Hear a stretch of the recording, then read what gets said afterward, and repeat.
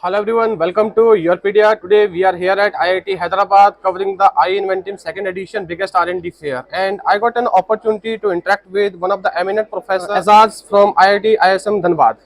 So Professor, before we discuss a lot about the project and innovation, please give a brief introduction about you and your project, please. Yeah. So I'm Professor Ijaz Ahmed. I'm a faculty at Department of Chemical Engineering at IIT ISM Dhanbad, and I'm also the faculty in charge for sponsored research and industrial consultancy.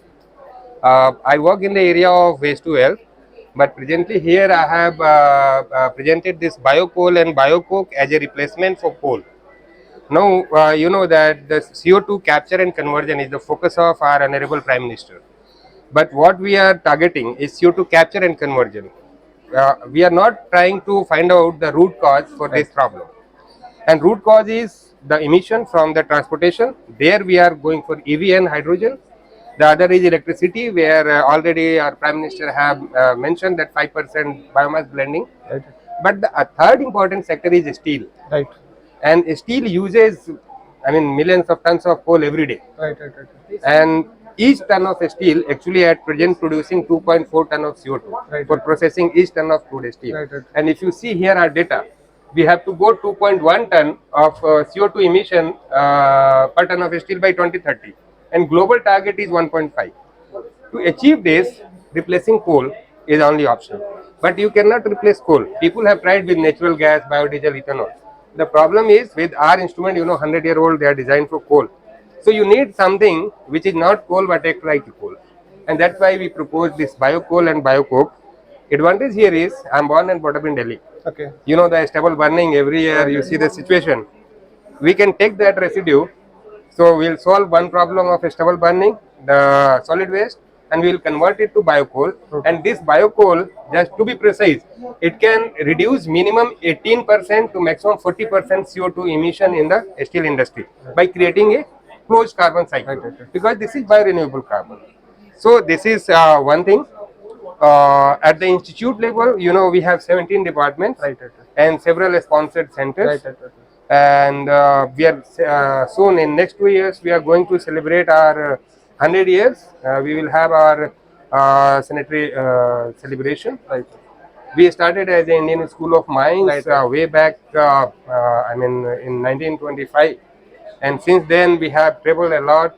We have our own legacy of Indian School of Mines being only institute in India, and then being converted to IIT in 2015. Right. And since then we have excel in most of the areas. Right. We have around 370 faculty strength. Right. More than 250 ongoing projects. Right. Layout is almost, last year it was around 85 crore for sanctioned projects. Right. And we are very highly active in both R&D projects as well as the consultancy projects. It's truly amazing and innovative, Professor Azaz. As you told, you are into R&D and sponsored projects. So basically, how this R&D department of IIT or ISM Dhanbad is helping out PhD students to convert their finding into industry readiness. Can you put some insight on that? Yes. So first things, I tell you that there are different schemes that we have developed, especially to promote young students. The one thing is, whatever the notification regarding the scholarship comes from the government, we implement immediately. Right. The first thing, we provide them contingency grant of rupees 30,000 per year for their local purchases. Right. Whatever, if posters are going for conferences, etc. Besides that, we have collaboration with Curtin University in Australia. Right. Like my own student, he will be moving to Australia for 1 year in March. Okay. So everywhere, So that will be considered as a part of your course curriculum, or it's what? joint PhD program between IIT ISM Dhanbad and Curtin University, Australia. Okay, great. So we have a national PhD program. Right. So every year students applies to it, and both the officials from both the institute, the Curtin University and IIT ISM, Right. sits together, set some criteria, and then select some students from each department for the exchange. Right. And then the student goes there for 1 year, finish the work, comes back, submit the thesis, and gets a PhD by both the institute. Right. Professor Azad, there is one misconception among the students when they enroll for the higher courses like masters and PhD. They see academia and industry with different ID. they believe there is a gap between these. There is a there is a difference. How IIT or ISM Dhanbad faculties or people or ecosystem is trying to bridge that gap and becoming more narrow and considering a myth among the students that both are all together.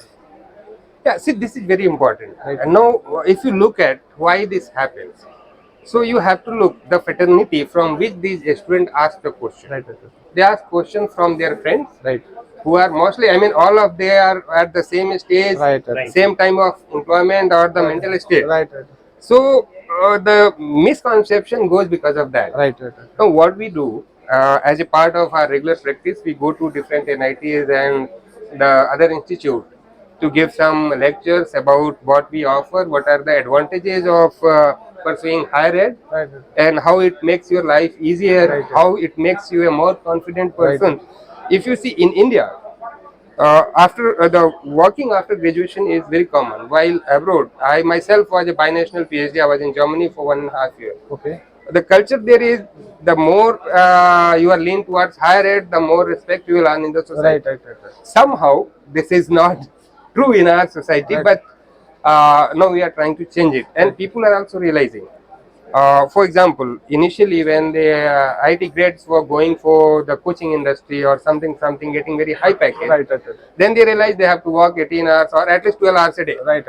Now, if you come in the academia, when you are doing research, first thing, you decide your problem. Right. The second, when you file a patent, it's your invention. Right. The third is, whatever goes to media, Right. it's your name and fame. Right. Okay. The most important part is satisfaction. Right. That you work on your own terms and Right. conditions.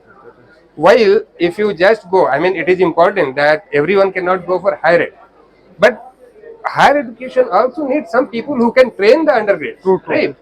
At the same time, they can also take this Atmanirbhar Bharat, this Make in India concept forward, Right. and for that we need people. Right. And there, it is important that some of the sharp minds should come to the higher ed. True. And if you look at typically, the scholarship is also now, earlier it was 31,000 in the first year, it has gone to 37,000. Right.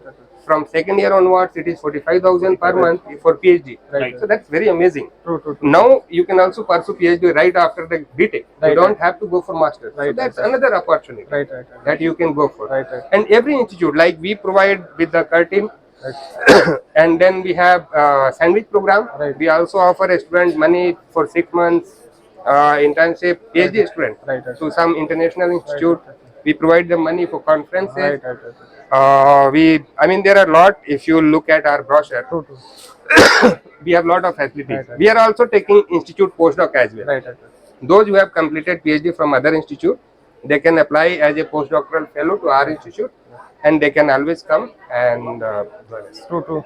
Well said, Professor Azaz. It was truly an insightful conversation with you. I believe whatever insight you put, they are going to help definitely our viewers and listeners who will be watching this video. Thank you. Thanks a lot.